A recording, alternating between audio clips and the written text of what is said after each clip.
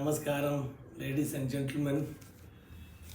It's a wonderful opportunity connecting with you once again on the topic of pragmatic leadership.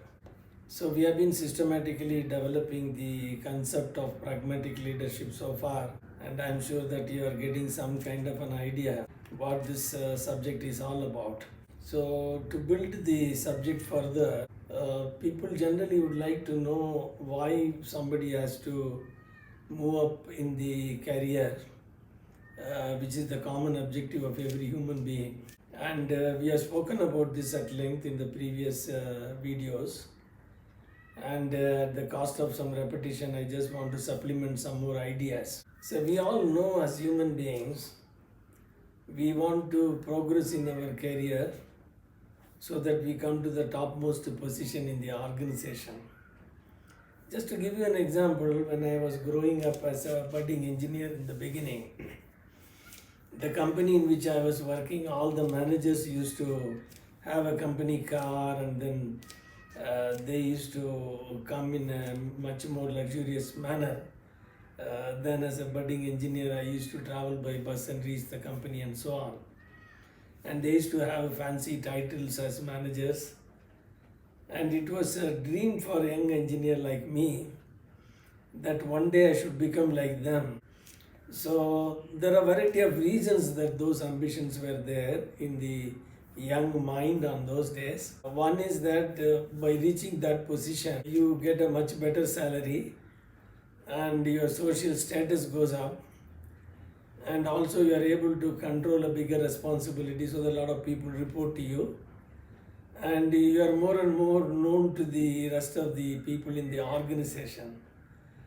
So if you really try to simplify this whole ambition into small terms, one is actually we want to earn more money, which is quite obvious because more money you get it, you can have a better comforts in life. Second aspect is that we want to gain more powers. Our perceived powers is coming from the various position we occupy in the organization. And third is that we want to be famous. That means many people know us and many people talk about us. These are the common objectives of any human being. So hence we aspire that we need to take a bigger responsibility and grow in the organization. Although our end in mind is very clear, we did not know how to reach there. When your destination is clear, but the means to achieve the destination is not very clear, obviously we just go through motions in life and then we don't achieve what we want. So this dream is there for everyone in the organization that we need to move forward and occupy bigger positions. Now, the next question is that where are we right now in terms of our educational background, and where are we now as far as the skill sets required to reach that position, and what are those skill sets by which we can keep moving in the organization is not very clear to many of us. So in the process, we run short of certain competencies, and because of that, we are not able to quickly move into the kind of position that we are looking for. So another aspect I always used to wonder that the people at the top of the organizations are generally sit in a cabin and then they hardly do any physical work, and most of the time they conduct meetings and call the people and then have a series of meetings on a day. So I used to wonder why these people are not doing any hard work and they have been paid more than anybody else. So for quite many years I didn't understand this game.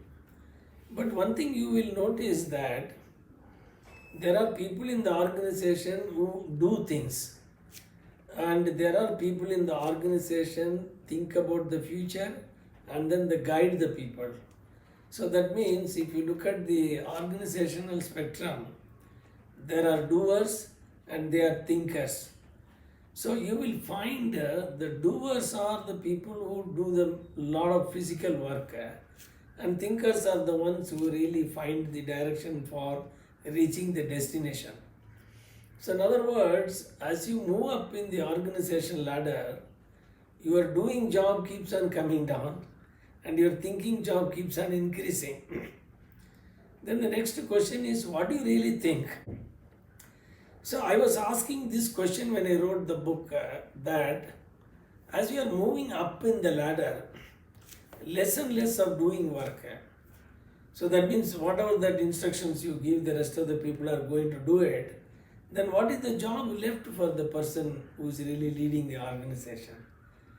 I concluded one interesting observation is that the leader is the one who always thinks about the future, and he tries to visualize the future and tries to find a path for achieving the future, and then he aligns all the people in the organization and believes that we can create a future, and then he constantly guides them to reach where we want to go. In other words, you will find an interesting phenomena that the people who are able to think about the future, visualize the future, are the ones who really move up in the organizational ladder. It is not coming out of the academic education, it is not coming out of experience, it is coming out of what is called a conceptual skills, which we will discuss in the coming sessions. I will present this in much more detail to you. For the time being, let us try to conclude that a leader's role is to visualize the future and create it. So that is the only important aspect I want to convey in this video. Thank you very much. Nice talking to you. God bless you. Take care.